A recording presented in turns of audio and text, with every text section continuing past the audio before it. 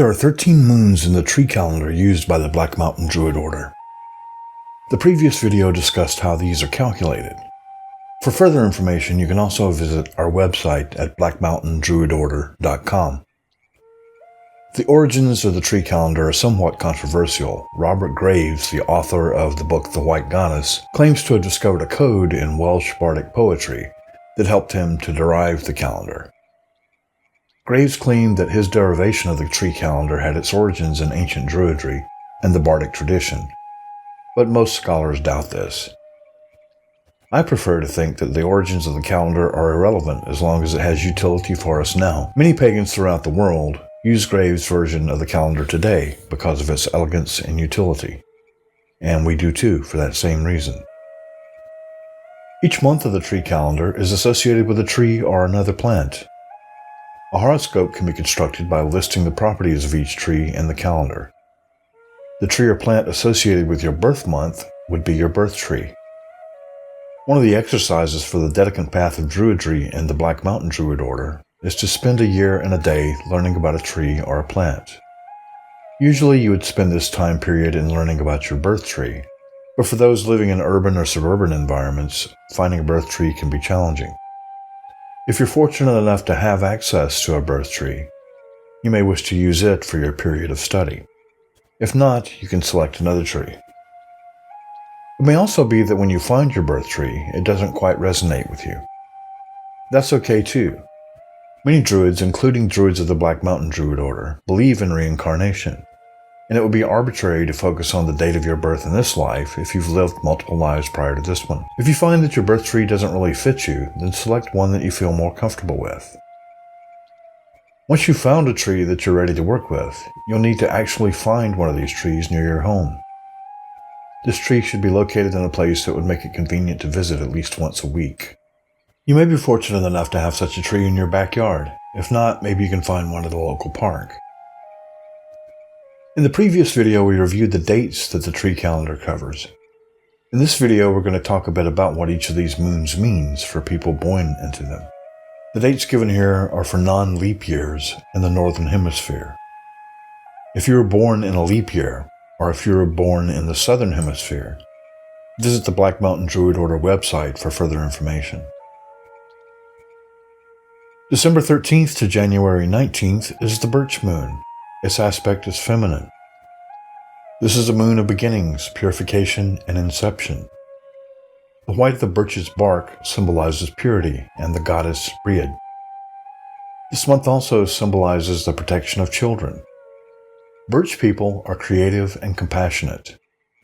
Birch people also have a firm inner resolve and lend strength to those around them. Birches are quietly determined, often working for change behind the scenes. Common sense and practical, clear solutions to problems are strengths for birch people. January 20th to February 16th is the Rowan moon. Its aspect is masculine. The wood of the rowan is often used for making wands and tools of divination. This is the moon of shamans and seers. Rowan people are associated with personal empowerment, healing, and vision.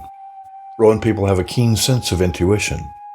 This powerful intuition is often used to protect self and others. Their ability to see the future often sets them apart from others. They sometimes seem to live in two worlds at once. February 17th to March 15th is the Ash moon. Its aspect is feminine. Ash is another popular wood for crafting magic tools. The feminine energy of the ash is associated with water spirits and the powers of water. Ash people are associated with prosperity, protection, and the healing arts. Ash people have a special ability to see the connections in the web of life. They're natural empaths and share the pains and joys of others. This makes them very compassionate people. March 16th to April 12th is the Alder moon. Its aspect is masculine. Alder people are practical people. They focus on solutions. They're dutiful and they are good teachers. Alder people are usually quite intelligent, and the power of weather magic is associated with this moon. They also love to fight for what's right and expend a great deal of energy in pursuing justice. They can sometimes dissipate energy needlessly by getting involved in frivolous debates. April 13th to May 10th is the Willow Moon. This aspect is feminine. The Willow Moon is known as the Witch's Moon. It's associated with fertility and balance. Willow people are romantic, well-rounded, and certain of themselves. The willow is associated with the moon in all of her phases, and this means that willow people are driven more by instinct than intellect. If you're a willow, pay attention to your dreams and let your heart guide you. May 11th to June 7th is Hawthorn Moon. This aspect is masculine. People of the Hawthorn are people capable of self-restraint. This moon is associated with peace, prosperity, and binding magic. It's a sign of both fertility and death. Hawthorn deals with the necessity of change and transition. If you're a Hawthorn, your motto is, "This too shall pass." June 8th to July 5th is the Oak Moon. This aspect is masculine. Oak people are strong, wise, and secure. People born under this moon are also true and faithful. It's associated with the energy of the bear. If you are an oak, you are concerned with strength of character, and your word is your bond. You're able to endure, but direct your energies wisely, lest you unintentionally harm others in your zeal. July 6th to August 2nd is the Holly Moon. This aspect is feminine. This moon is associated with the powers of protection. Holly people have the gift of divination, and they are protectors of the animals. Holly is also associated with the powers of sex magic. Holly people have a deep connection to the earth, and they have a generous spirit that commands the respect and admiration of others.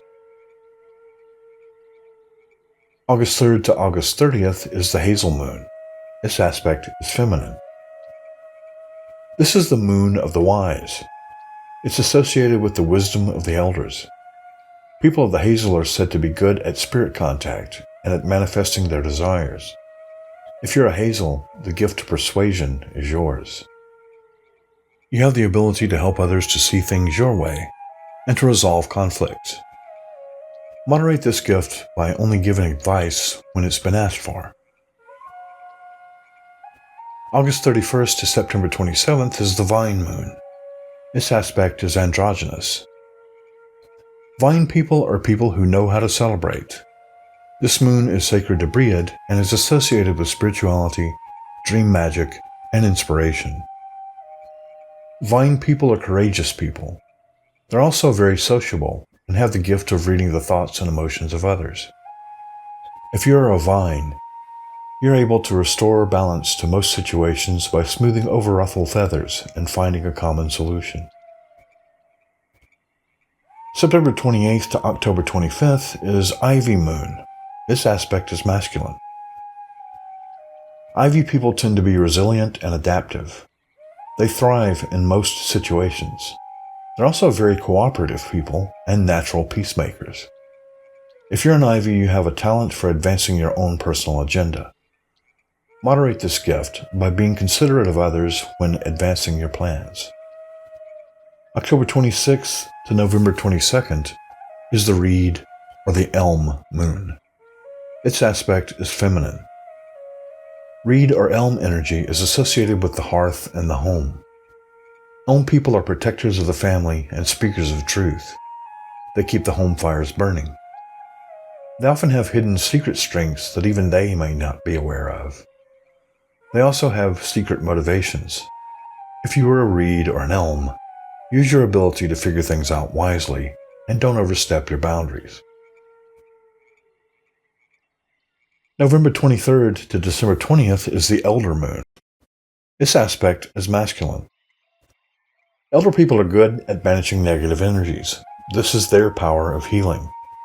This moon is also associated with the power of reincarnation and rebirth. It's a moon of completeness. Elders are able to thrive and prosper even in adverse conditions. This is because they've lived many lives and they carry bits of wisdom from former lives into this life.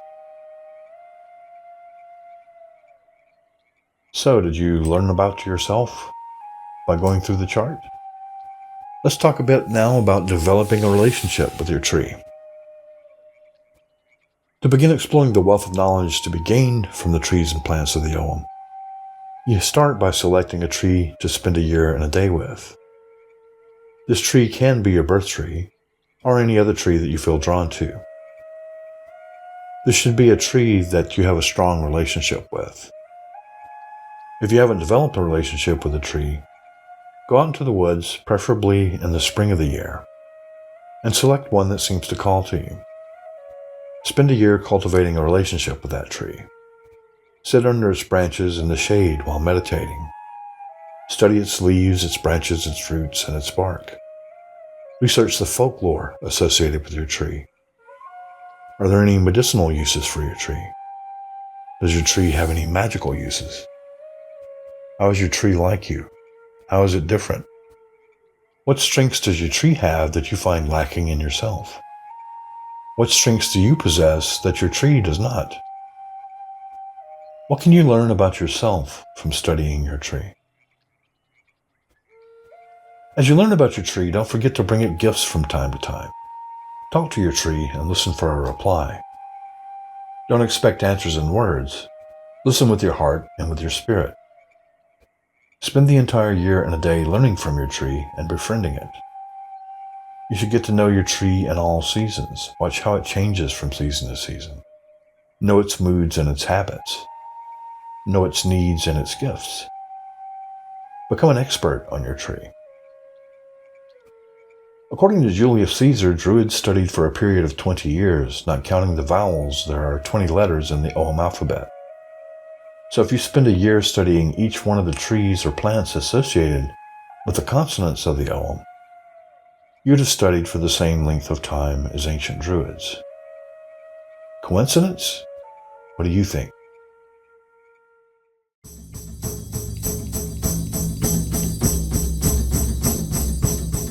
Hi, this is Shinka. Thanks for watching. If you're enjoying these videos, don't forget to subscribe and click on that little bell icon so you're informed when we release a new video. We try to release a new video at least once a week. And if you're interested in the Black Mountain Druid Order, you can visit our website at blackmountaindruidorder.com. You can also learn more about me, my books, and my music at shinkaskane.com.